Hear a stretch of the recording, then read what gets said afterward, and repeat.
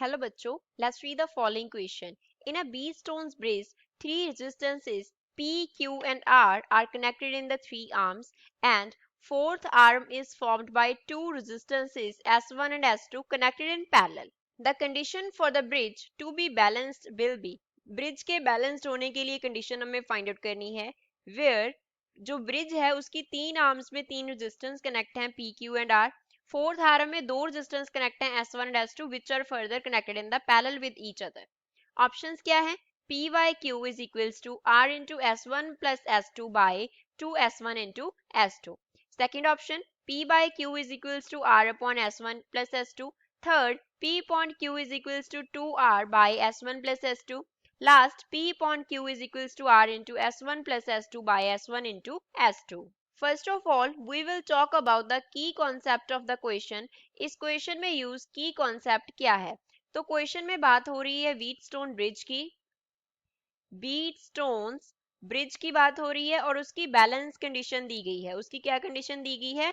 Balance होने की condition के बारे में हमको फाइंड आउट करना है. तो इसके लिए हम पहले ब्रिज को ड्रॉ करते हैं. मान लो ये ए है, ये बी है, ये सी है और ये पॉइंट है डी.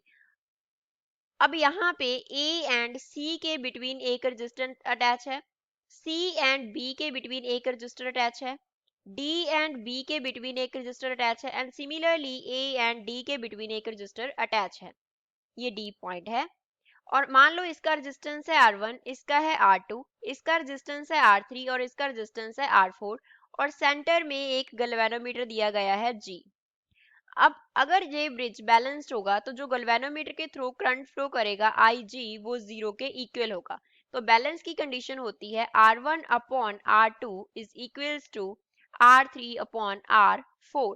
तो ये कंडीशन अगर सेटिस्फाई होती है तो गैल्वेनोमीटर के थ्रू जो डिफ्लेक्शन है वो जीरो हो जाता है एंड हम बोलते हैं कि जो ब्रिज है वो बैलेंस्ड ब्रिज है. अब क्वेश्चन की कंडीशन बनाते हैं. मान लो ये ए पॉइंट है, ये बी पॉइंट है, ये सी पॉइंट कंसिडर कर लिया, ये कंसिडर कर लिया डी. अब यहाँ पे ए एंड सी के बिटवीन जो रजिस्टर है that is P, A and D के बिटवीन जो रजिस्टर है इसको मान लिया क्यू, सी एंड बी के बिटवीन जो रजिस्टर है वो क्या है आर एंड अब डी एंड बी के बिटवीन जो है वो टू रजिस्टर्स हैं जो वो अटैच हैं. फर्स्ट रजिस्टर है आर S1, इसके साथ एक पैरेलल में लगा हुआ है दैट इज रजिस्टर S2. अब यहाँ पे अगर गैल्वेनोमीटर लगा होगा तो बैलेंस कंडीशन में उसके थ्रू करंट जो होगा वो जीरो होगा. अब हमें क्या बनानी है? We have to make the balanced condition. तो बैलेंस कंडीशन में क्या होगा? P upon Q is equals to R upon, अब मान लो इन दोनों का जो इक्विवेलेंट है वो S इक्विवेलेंट हमने कंसिडर किया तो यहाँ पे आएगा S इक्विवेलेंट. तो बैलेंस कंडीशन बनाने के लिए हमें S इक्विवेलेंट फाइंड आउट करना होगा. तो S इक्विवेलेंट कैसे फाइंड आउट करेंगे? पैरेलल कॉम्बिनेशन है तो 1 upon S1 plus 1 upon S2 हो जाएगा 1 अपॉन S इक्विवेलेंट के इक्वल. तो अब इसका एलसीएम लेंगे तो ये बन जाएगा S1 इंटू S2, ऊपर क्या आ गया S1 प्लस S2.